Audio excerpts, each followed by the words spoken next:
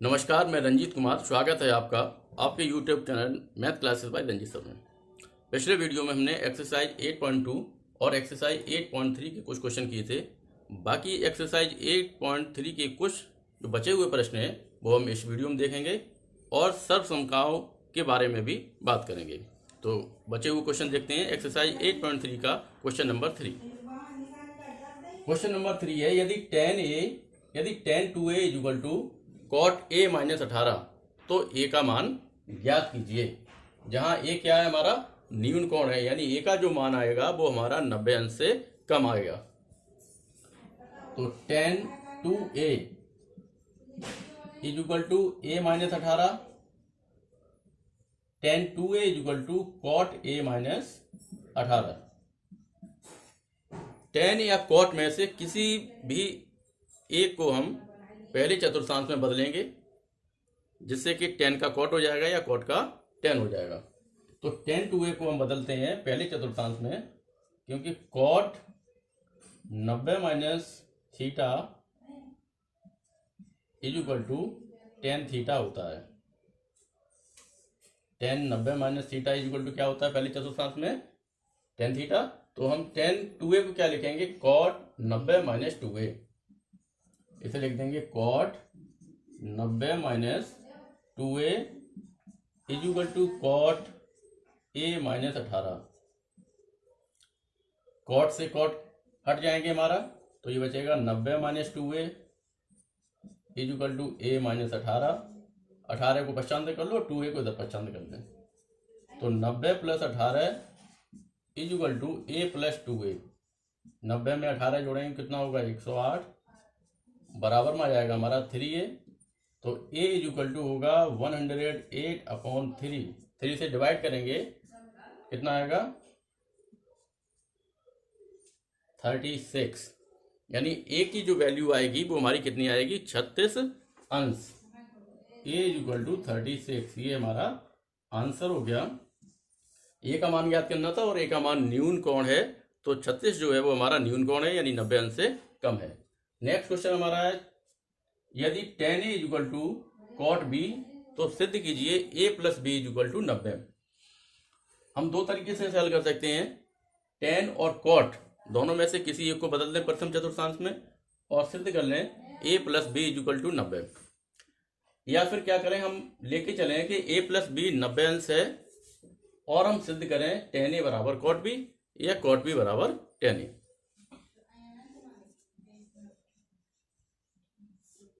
tan a is equal to cot b। अभी हमने लिखा था cot 90 माइनस थीटा कितना होता है? tan theta.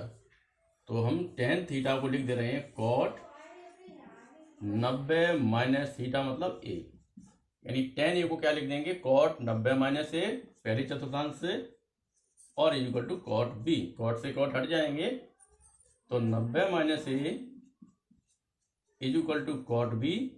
वो 90 minus a is equal to b, तो 90 इज इक्वल टू आएगा b प्लस a। और यही हमें सिद्ध करना था कि a प्लस b दोनों कोणों का योग 90 अंश होगा। क्या किया? tan और cot दोनों में से किसी एक को हमने बदल दिया। tan को लिख दिया cot 90 minus a is equal to cot b। tan से tan हट जाएंगे, cot से cot हट जाएंगे और 90 minus a is equal to b। a को पश्चांत करेंगे तो 90 इज इक्वल टू आएगा a प्लस b। अगला प्रश्न है, यदि sec 4a is equal to cosec a minus 20, जहां 4a न्यून कोण है। क्या है? न्यून कोण।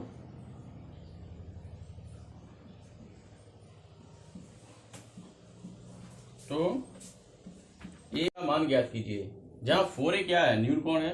अगर 4a न्यून कोण है तो a भी क्या होगा? न्यून कोण होगा, क्योंकि 4a का मान जब 90 अंश से कम है तो a की वैल्यू भी हमारी 90 अंश से कम होगी।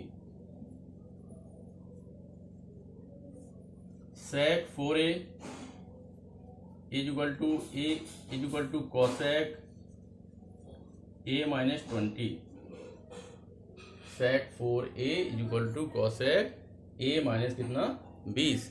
सेक और कोसेक पहले चतुर्थांश में सेक का कोसेक हो जाता है और कोसेक का सेक हो जाता है, यानी cosec 90 minus theta is equal to होता है सेक थीटा। तो हम सेक 4a को क्या लिखेंगे, कोसेक 90 माइनस 4a।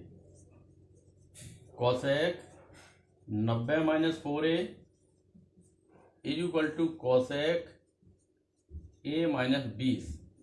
कोसेक से कोसेक हट जाएगा तो 90 minus 4a is equal to a minus 20 इधर लेके आएंगे, पश्चांतर करेंगे तो 90 plus 20 is equal to a plus 4a 110 is equal to आएगा 5a is equal to 110/5 divide करेंगे तो एक की वैल्यू कितनी आएगी, 21 होता है, तो a बराबर हमारा आ गया 21 अंश। 4a क्या था, न्यूनकोण था, तो a का मान भी न्यूनकोण आएगा और a कितना आ गया 21 अंश। नेक्स्ट क्वेश्चन हमारा है क्वेश्चन नंबर 6। यदि a, b, c त्रिभुज ABC के अंतःकोण है, यानी ABC त्रिभुज के तीनों कोण हैं और हम जानते हैं कि त्रिभुज के तीनों कोणों का योग 180 अंश होता है, यानी त्रिभुज के तीनों कोणों को अगर हम जोड़ें तो उनका योग कितना आएगा 180। तो सिद्ध करना है sine b plus c by 2 is equal to cos a by 2।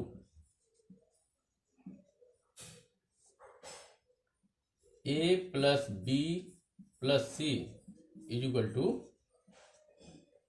180 होता है, क्योंकि त्रिभुज के तीनों कोण a, b, c हैं। जब त्रिभुज के तीनों कोण ABC हैं तो त्रिभुज के तीनों कोणों का योग कितना होगा 180। तो b plus c is equal to कितना होगा 180 माइनस a, यानी b प्लस c का मान 180 माइनस a आएगा। हमें सिद्ध करना है, उसकी LHS लिखेंगे sine b plus c by 2 is equal to sine b plus c की वैल्यू हमारी कितनी है 180 माइनस a अपॉन 2। कहाँ से, समीकरण 1 से ये मान हमने रख दिया। समीकरण 1 से हमने b प्लस c की वैल्यू रख दी 180 माइनस a, तो कितना हो जाएगा साइन 180 माइनस a बाई 2, यानी साइन 2 का हम जब भाग के देंगे तो 180 में 2 का भाग देंगे 90 माइनस a बाई 2। और ये फॉर्मूला होता है आपका, आपने पहले चतुर्थांश पढ़ा होगा, sine 90 minus theta is equal to होता है cos theta. Sine 90 minus theta कितना होता है कॉस थीटा, तो साइन 90 माइनस a बाई 2 क्या हो जाएगा हमारा कॉस a बाई 2। कितना हो जाएगा कॉस a बाई 2। ये हमारी आ गई राइट हैंड साइड और यही हमें सिद्ध करना था। क्या करेंगे, a b c त्रिभुज के तीनों कोण हैं, उनका योग हमारा 180 अंश होगा, तो b plus c is equal to कितना होगा 180 माइनस a। LHS लिखेंगे sine b plus c upon 2, b plus c की वैल्यू 180 माइनस a, 2 का डिवाइड करेंगे 90 minus a by 2। Sine 90 minus theta cos theta होता है, तो साइन 90 माइनस a बाई 2 हो जाएगा cos a by 2 is equal to, ये क्या आ गया हमारा RHS, यानी लेफ्ट हैंड साइड और राइट हैंड साइड कैसी हो गई बराबर। अगला प्रश्न हमारा है साइन 67 प्लस कॉस 75 को 0 और 45 के बीच के कोणों के त्रिकोणमितीय अनुपात में बदलना है। 0 और 45, इसका मतलब क्या है, हम 67 और 75 को पहले चतुर्थांश में 90 के रूप में बदलेंगे, यानी 90 में से अगर हम 23 घटा दें तो 67 आएगा, और 90 में से अगर हम 15 घटा दें तो कितना आएगा 75। तो 90 में 67 को लिखेंगे हम 90 माइनस 23 और 75 को लिखेंगे हम 90 minus 15। Sine 67 plus cos 75, sine 67 को लिखेंगे हम 90 माइनस 23। 90 से अगर हम 23 घटाएंगे तो 67 आएगा, प्लस कॉस इसे लिखेंगे हम 90 माइनस 15। साइन 90 माइनस थीटा क्या होता है कॉस थीटा, और cos minus theta is equal to होता है साइन थीटा। तो ये हमारा हो जाएगा साइन 90 माइनस 23 क्या हो जाएगा cos 23 plus cos 90 minus theta हो जाएगा साइन थीटा, मतलब साइन 15। ये हमारा आंसर हो गया। बहुत ही छोटा क्वेश्चन था। सिर्फ क्या करना था, हमें 67 को 90 माइनस 23 लिखना था और 75 को 90 माइनस 15 लिखना था।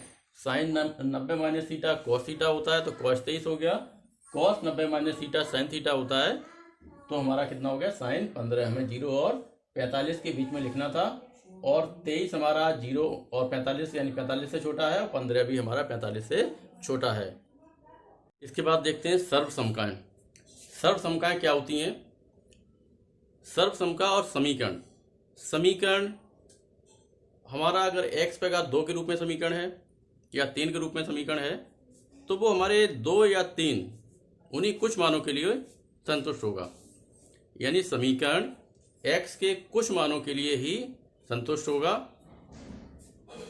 अगर समीकरण 2 घात के रूप में है तो उसमें 2 मान के लिए संतुष्ट होगा और 3 घात के रूप में है तो 3 मान के लिए संतुष्ट होगा। उससे ज़्यादा संतुष्ट नहीं हो सकता, यानी उसके ज़्यादा जो मान है वो नहीं हो सकते। जबकि सर्वसमका अगर थीटा के रूप में है तो थीटा के लिए, एक्स के रूप में है तो एक्स के लिए, ए के रूप में है तो ए के लिए, उसके प्रत्येक मान पर संतुष्ट होता है। मतलब ज़्यादातर जो भी मान होते हैं उन सब पर सर्वसमका संतुष्ट होती है। तो सर्वसमका और समीकरण में क्या अंतर है? समीकरण कुछ वैल्यू के लिए संतुष्ट होता है जबकि सर्वसमका अगर x के रूप में है तो x के प्रत्येक मान के लिए संतुष्ट होगी। इसमें हमारी एक्सरसाइज में सर्वसमका है वो sine square theta plus cos square theta equal to 1 है। अगर हम साइन की वैल्यू 0 लिखें तो साइन 0 का मान 0 और कॉस 0 का मान 1, यानी 0 पर ये संतुष्ट होगी। अगर हम साइन की वैल्यू 90 लिखें तो साइन 90 का मान 1 और कॉस 90 का मान 0 और 0 प्लस 1 कितना होगा 1, यानी ये साइन 90 पर भी संतुष्ट होगी। मतलब थीटा के प्रत्येक मान पर ये सर्वसमका संतुष्ट होगी। अब देखते हैं समकोण त्रिभुज ABC, ये वैल्यू थीटा, तो sine theta is equal to त्रिभुज ABC में sine theta is equal to क्या होता है लंब बटे कर्ण, यानी BC बटे AC, और cos theta is equal to आधार बटे कर्ण, यानी AB बटे AC। दोनों को वर्ग करके जोड़ दें, वर्ग करके जोड़ने पर कितना होगा sine square theta plus cos square theta is equal to BC वर्ग अपॉन AC वर्ग प्लस AB वर्ग अपॉन AC वर्ग, यानी sine square theta plus cos square theta is equal to BC वर्ग प्लस AB वर्ग और अपॉन AC वर्ग। जबकि पाइथागोरस प्रमेय हमारी होती है, पाइथागोरस प्रमेय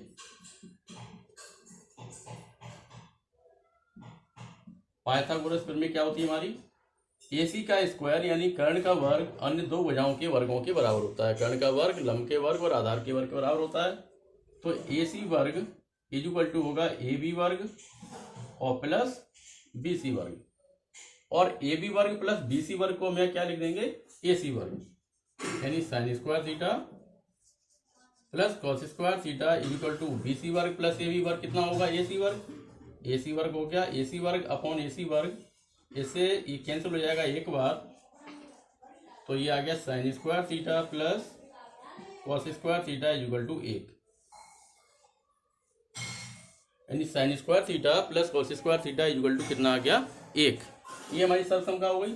इससे हम दो मान और निकाल सकते हैं, sine square theta is equal to cos square को पक्षांतर कर दें तो ये हो जाएगा 1 माइनस कॉस स्क्वायर थीटा, और cos square theta is equal to sine square को पक्षांतर कर दें तो 1 माइनस साइन स्क्वायर थीटा, यानी ये हमारे दो सूत्र और हो गए। Sine square theta plus cos square theta is equal to 1 होता है, sine square theta is equal to 1 minus cos square theta, और cos square theta is equal to 1 minus sine square theta. तीनों वैल्यू हमें याद करनी पड़ेगी। आगे की एक्सरसाइज में इन सारे मानों की जरूरत पड़ेगी।